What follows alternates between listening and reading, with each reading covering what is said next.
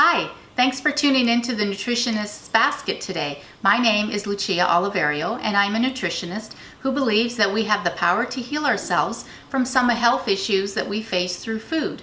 I also believe that eating foods in their purest form, the way God created them, will work in perfect harmony with the way He created our bodies. So today's topic is beta-glucan. What beta-glucan is, it's a chain of glucose molecules known as a polysaccharide.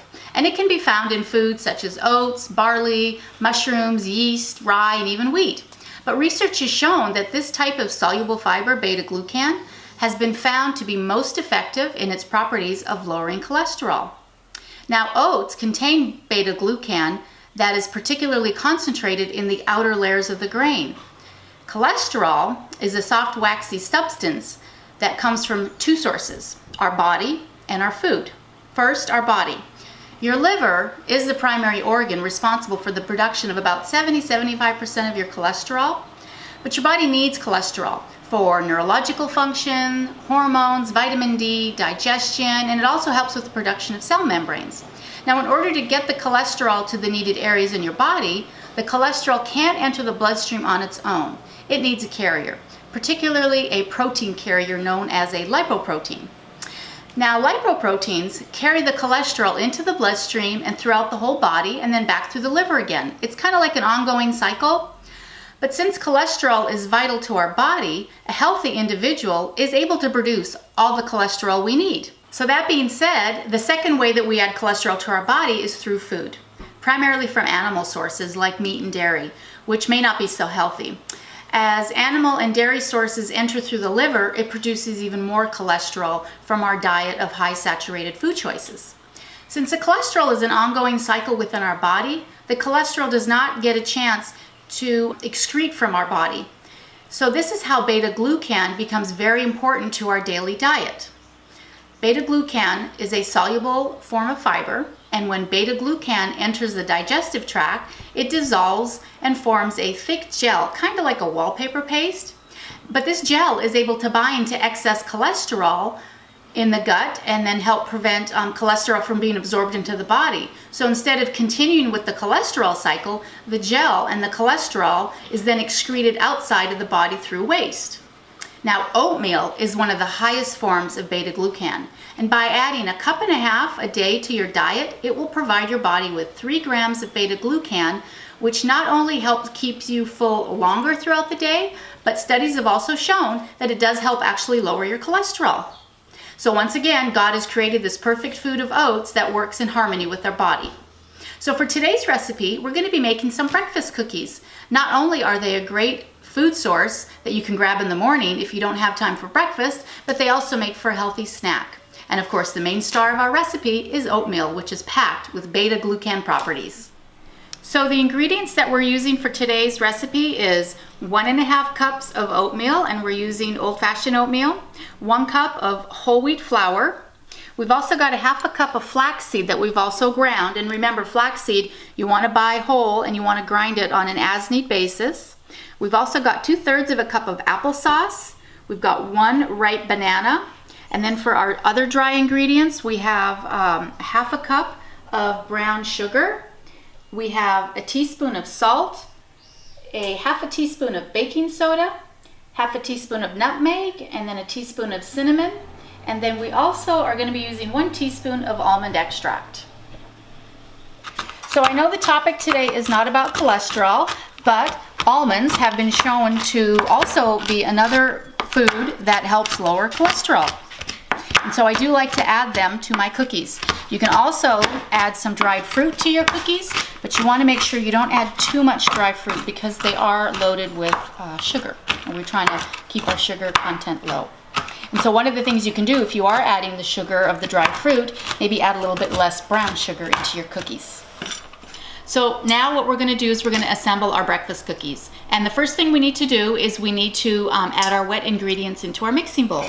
So I have my mashed banana already that I've mashed up. I have applesauce that I'm going to incorporate. And even though I said wet ingredients, brown sugar is the one exception to that. And so the one thing I did forget to mention earlier is an egg. We do need to add an egg for binding in this recipe. And now I will go ahead and turn the mixer on. And we just want to continue mixing until all the wet ingredients are incorporated.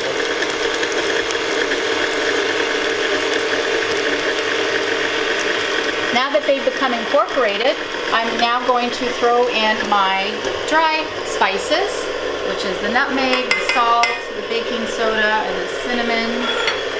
I'm also going to throw in the flaxseed.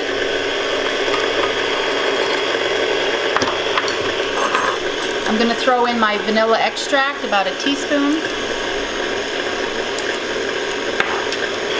And we're now going to incorporate our dry ingredients, and of course the star of this recipe is our oats. So we want to incorporate those, slowly add those in.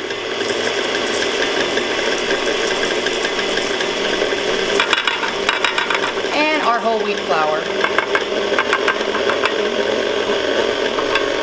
And so now I'm going to add the nuts into the cookies. And again, you can add any kind of nut you want, but I chose almonds because they do have cholesterol-lowering properties. So now we're getting ready to scoop out our cookies on our baking sheet. One of the things you want to make sure on your baking sheet that you either have a Silpat or parchment paper that you've greased. And it's really important that you grease them because there's not hardly any fat in these cookies, so they're going to stick. So if you use a Silpat or a greased parchment paper, that would be perfect.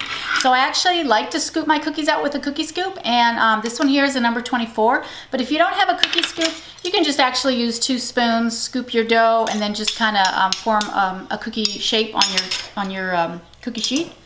So we're just going to go ahead and place our dough on our parchment paper. My Silpat, they're pretty dark in color because I do a lot of baking, and they just naturally darken the more you use them. And I'm just going to go 3 by 3, so we end up getting 9 cookies on our cookie sheet. So tell me, Miss Nutritionist, is Yes. eating cookie dough bad? Well, it is bad because of the raw eggs that is in the dough, but because we have our own chickens and we know where our eggs come from and we know how we feed our chickens, I'm going to let it slide. But there are people out there that say that eating raw cookie dough is bad, and that is the reason why is because of the raw eggs. So we won't tell. So now we're going to pop them into our oven, and we're going to cook them for about 15 minutes. Every oven's a little bit different, so the time might vary for you, but I just usually kind of check the bottom of the cookie to see when they're kind of golden brown, and then I know that they're cooked. And so our oven rack is about midway, again 350 degrees, and we want to cook these for about 15-20 minutes.